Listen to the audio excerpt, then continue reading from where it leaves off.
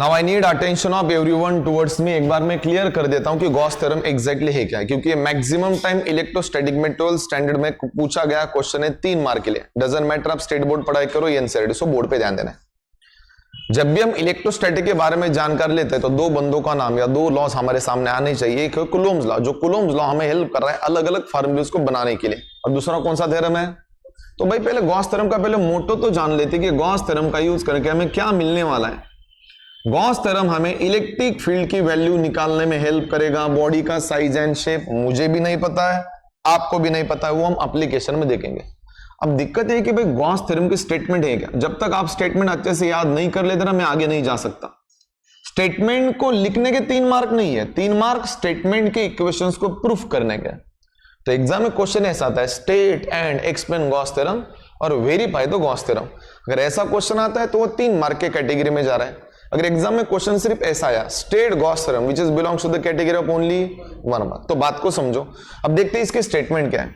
The total normal electric induction at a point over an any closed surface is directly proportional to the algebraic sum of an number of charges spreading over the surface. अगर मैं algebraic sum ले रहा हूं तो I is equal to 1 to n लिखा जाता है, पता है ना। अब इसको याद कैसे करना, आप इस फॉर्मूले को याद रखो। जैसे आपने इस फॉर्मूले को याद रखा आपको ऑटोमेटिकली स्टेटमेंट याद हो जाएगी। बताओ इसके स्टेटमेंट क्या है। मराठी सांगायचं झालं तर काहीच करू नका, टोटल नॉर्मल इलेक्ट्रिक इंडक्शनची व्हॅल्यू आहे त्या समोरच्या बॉडीचा पूर्ण जो चार्ज आहे ना त्याचा अल्जेब्रिक सम घ्या। जेव्हा तुम्ही पूर्ण बॉडीचा अल्जेब्रिक सम घेता तेव्हा जी व्हॅल्यू मिळते त्याला काय म्हणतात, टोटल नॉर्मल इलेक्ट्रिक। अब इसको अच्छे से बताओ, the total normal electric induction at a point of any closed surface is directly proportional to algebraic sum of and their charges over the surface under the surface। ना इसके ऊपर कल discussion हुआ था, याद है। एक बार स्टेटमेंट रिपीट करना है। The total normal electric induction at a point for any closed surface is directly proportional to algebraic sum of and number of charges over the surface। फिर आप बोलोगे इसको प्रूफ कैसे करना, मेरे ऊपर दो। मग तुम्ही म्हणाल की सर या फॉर्म्युला कुठल्या वेगळ्या पद्धतीने लिहिता येतं का। हो, आप इसको और में ऐसे लिख सकते हो। Total normal electric induction is nothing but Q1 plus Q2 plus Q3 plus dot dot dot Q या Qn। और अगर मैं सिंगल चार्ज की बात करूंगा तो आप इसको ऐसे भी लिख सकते हो, total normal electric induction is nothing but only Q। Am I right. तो भाई थोड़ा बात को समझो, मुझे इसको प्रूफ करना है। अगर आप सभी के एडिशन लेते जा रहे हो तो आपको पता है ना समेशन का यूज किया जाता है। अब दिक्कत है कि इसको प्रूफ कैसे करना है। स्टेटमेंट याद रखना कोई बड़ी बात नहीं है, फॉर्मूला भी याद रखना बड़ी बात नहीं। बड़ी बात क्या है, इसका वेरिफिकेशन। इसके लिए थोड़ा आपको अच्छे से बोर्ड की तरफ ध्यान देना पड़ेगा, मैं रिपीट नहीं करूंगा। Verification of Gauss law. फिर आप बोलोगे सर इसमें एग्जैक्टली हमें प्रूफ क्या करना है, मैं आपको बता देता हूं। हमें प्रूफ करना है कि देख भाई, टोटल नॉर्मल इलेक्ट्रिक इंडक्शन किसी भी क्लोज सरफेस की वैल्यू होती है Q1 plus Q2 plus dot dot dot Q या Qn। चलो मैं वेरिफिकेशन को स्टार्ट करता हूं, बोर्ड पे ध्यान देना है। अब दिक्कत है कि बॉडी कौन सी लेनी है मुझे नहीं पता भाई, तो मैं कोई भी एक ऐसा पकड़ो कि भंगार में से मैंने एक प्लेट लाई, कॉपर की, एल्यूमिनियम की, कोई भी पकड़ लो, हर बॉडी के ऊपर चार्जेस होते हैं, उसका टेंशन लेना है। और एक बता रहा हूं, आफ्टर ऑनवर्ड में अगले 2 दिन पॉजिटिव चार्ज कैरियर वाली बॉडी ले रहा हूं, मैं निगेटिव चार्ज कैरियर वाली बॉडी नहीं ले रहा। फिर आप बोलोगे निगेटिव वाली क्यों नहीं ले रहा, वो डायग्राम ड्रॉ करने के बाद बता दूंगा। Suppose I have a conducting body which carries which charge of any shape, मुझे नहीं पता। चलो भाई ये मैंने यहां पे बॉडी ड्रॉ कर दी ऐसे। अब इस बॉडी का कोई ना कोई एरिया लेना पड़ेगा, तो एक काम करता हूं, मैंने यहां पे एक छोटा सा एरिया ले लिया लाइक दैट। दिख रहा है क्या सबको। इस एरिया का अगर मुझे नाम नहीं पता पर डीएस तो पता है ना, डीएस का मतलब एरिया, सरफेस एरिया। चलो ठीक है। अब दिक्कत है कि बच्चों ये जो चार्ज बॉडी है ना, पॉजिटिव चार्ज कैरी कर रहे हैं। पॉजिटिव चार्ज कैरी कर रहे हैं इसका मतलब क्या, इस बॉडी के ऊपर बहुत सारे पॉजिटिव चार्जेस आराम से बैठे हैं। आपको दिखाना पड़ेगा ऐसा। अब कोई भी एक सिंगल चार्ज लो, याद है मैंने स्टेटमेंट में एक वर्ड यूज किया था, एनी पॉइंट, हाया ना। कोई भी एक चार्ज लो, सपोज सर ने फॉर एग्जाम्पल चार्ज यहां पे ले लिया, दिख रहा है क्या सबको। अब ये जो चार्ज है ना, इस चार्ज की वैल्यू है प्लस Q। प्लस अंदर भी दिखाया जाता है पर मत दिखाओ, डायग्राम कॉम्प्लिकेटेड हो जाएगी। अब प्रॉब्लम क्या पता है क्या, जब ये positive charge electric field produce करेगा इनवर्ड या आउटवर्ड, तो वैसे सभी तरफ इलेक्ट्रिक फील्ड ट्रैवल करेगी, पर मैं ड्रॉ नहीं कर सकता, तो मैं एक ही तरफ शो कर रहा हूं लाइक दैट। अभी डायग्राम ऐसी बन गई कि आपको लग रहा है कि ये सीधा जा रहा है, इमेजिन करके चलो तो टेढ़ा है थोड़ा। तो अगर ई बार की वैल्यू कुछ ऐसी है तो बताओ ई बार के कितने कंपोनेंट बनेंगे, along x axis and along, तो एक कंपोनेंट में बना रहा हूं इधर which is called as E bar cos theta. मैं एक कंपोनेंट नीचे नहीं बना रहा, चलेगा? चलेगा क्यों? क्योंकि नीचे का कंपोनेंट हम यूज ले क्यों रहे, फिर डायग्राम हुई ना, बोर्ड पे ध्यान देना। अब देखो मुझे क्या क्या दिख रहा है, कुछ ना कुछ मीडियम होगा ना साइड में, इमेजिन करो हवा है, पर हवा की भी तो परमिटिविटी होती है एप्सिलॉन। अबे एप्सिलॉन लिख रहा हूं, बाद में एप्सिलॉन 0 लिख लूंगा, टेंशन मत लो। इलेक्ट्रिक फील्ड ट्रैवल कर रही है दिख रहा है, सरफेस एरिया को कट कर रहा है दिख रहा है, पॉजिटिव चार्ज दिख रहा है, पर आपको ऐसा लग नहीं रहा कि यहां पे अगर मैं इन दोनों लाइन को ज्वाइन करता हूं लाइक दैट, मैंने यहां से इसको ज्वाइन किया कुछ ऐसा, यहां से इसको ज्वाइन किया कुछ ऐसा, तो आपको ऐसा लग नहीं रहा कि थोड़ा अगर आपने इसको 3D डायमेंशन में देखा तो एक लुक लाइक अ कोन बन रहा है, हाँ या ना?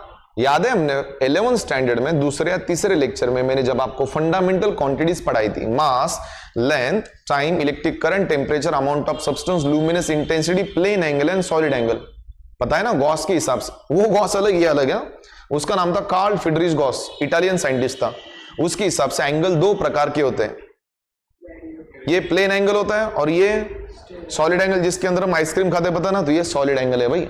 और सॉलिड एंगल को बच्चों शो किया जाता है डी ओमेगा से। फिर आप बोलेगे ओमेगा क्यों नहीं लिया, ओमेगा का मतलब सॉलिड एंगल होता है, पर ये एंगल बड़ा भी बन सकता है छोटा भी बन सकता है, इसलिए मैंने इसका डी ओमेगा दिया। अब दिक्कत है कि ये पॉजिटिव चार्ज इससे कितना दूर है आर, ये पॉजिटिव चार्ज इससे कितना दूर है R, called as solid angle. अब इस सॉलिड एंगल का एरिया कितना लेना है मैं आपको डेरिवेशन में बता दूंगा, अभी क्लियर कर दो। डायग्राम में कोई कंफ्यूजन समझ गए थोड़ी? क्या इंपॉर्टेंट है अभी, कितना चार्ज इस सरफेस एरिया से कितना दूर है आर, तो ये कौन सा एंगल बन रहा है, सॉरी कौन सा कोन बन रहा है, सॉलिड ना, तो ये प्लेन एंगल या सॉलिड एंगल, सॉलिड एंगल का यूनिट रेडियन होता है, stay radian.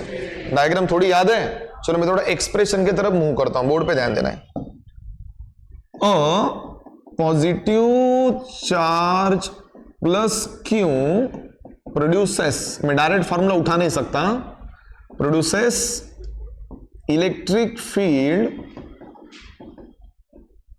E bar is given by, शायद आपको क्लिक हो गया मैं किसके फॉर्मूले की तरफ जा रहा हूं, ये ई बार का फॉर्मूला कल ही तो पढ़ाया था, 1/4 पाई के एप्सिलॉन 0 क्यों अपॉन डिस्टेंस का मैंने डी स्क्वायर लेता, अब आर स्क्वायर, क्योंकि मैंने अभी आर लिया, चलेगा ना, तो डी लिखना आर लिखना वो हमारी ऊपर डिपेंड है। बच्चों में अभी एक चीज क्लियर कर रहा हूं, मैं के को गायब कर रहा हूं, कौन बताएगा? थोड़ी देर के लिए इमेजिन करो कि वो सारी डायग्राम मैंने हवा में बनाई है, तो हवा में के की वैल्यू क्या होती है, तो क्यों टाइम वेस्ट करना है, E can be done as 1/4 pi epsilon 0, it's only q upon r का यूनिट था newton per coulomb, equation number 1। ऐसा नहीं लग रहा हम थोड़ा डाइवर्ट हो रहे, क्यों? देखो भाई हमें ये चाहिए ना, ये प्रूफ करना है ना, और इसको प्रूफ करने के लिए किसको बुलाना पड़ेगा, टीएनए, इसलिए तो थोड़ी देर पहले मैंने आपको ये फॉर्मूला पढ़ा के रखा था। तो बताओ टीएनए का फॉर्मूला मैं डायरेक्ट वहां पे उठा सकता हूं से यस और नो, तो मैं बोर्ड पे लिख सकता हूं अकॉर्डिंग टू बेसिक, बोलू ना कहा शांत बसा, basic equation of TNA, 2 minute का काम है। तो बताओ भाई टोटल नॉर्मल इलेक्ट्रिक इंडक्शन का फॉर्मूला क्या था, जल्दी, integration for close surface of epsilon into E bar into DS into cos theta. यहां पे कौन दिख रहा है, ई बार है ना, यहाँ पे इक्वेशन नंबर 1 की वैल्यू यहाँ पे पुट कर दो, तो ऐसे लिख सकता हूं मैं, from which equation, from equation number 1, substitution तो आता है ना सबको, फिर so the total normal electric induction is equal to integration for the close surface of E bar in bracket. बताओ ई बार की वैल्यू क्या है ऊपर, जल्दी, 1/4 pi epsilon 0 Q upon R square, कुछ है क्या आगे, into DS into cos theta. एक चीज क्लियर कर, एप्सिलॉन और एप्सिलॉन 0 गेट कैंसिल, हाउ, वो पूरी डायग्राम कहां पे बिठाई है हमने, हवा में ना, फ्री स्पेस में ना, तो दोनों एप्सिलॉन मैच कर रहे ना, तो क्यों खाली पे मैं एक स्टेप बढ़ाऊं, अगर मैं एक स्टेप आगे बढ़ा के इसको भी एप्सिलॉन 0 लिखूंगा ना, तो मेरे लिए बोथ आर गेट कैंसिल। अगर मैं, फिर आप बोलोगे सर रिलेटिव परमिटिविटी किधर है, वो तो पहले ही गायब है ना, मीडियम कौन सा है, हवा, तो एप्सिलॉन आर लिखा जाता है क्या, नहीं, so same quantity both are get cancel. अब देखो किसको लेफ्ट में लेना है, किसको राइट में लेना है। इंटीग्रेशन फॉर क्लोज्ड सर्कल, बेटा क्या क्या बचा भाई, क्यू बचा, ds बचा, cos थीटा बचा अपन r का स्क्वायर।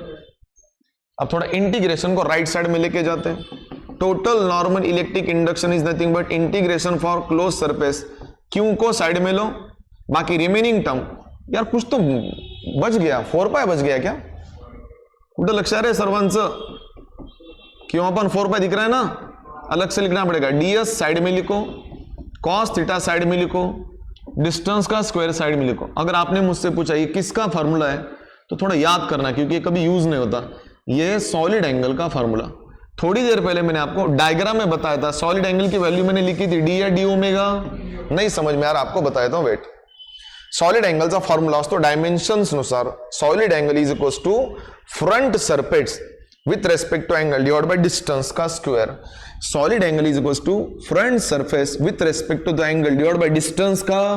तो आप मुझे बताइए, क्या मैं इसको डी ओमेगा को रिप्लेस करके डी ओमेगा इसके जगह पे लिख सकता हूं ना, front surface with respect to angle divide by distance का, इसको निकाल दो, डी ओमेगा लिखो। 2 स्टेप बाकी है सिर्फ।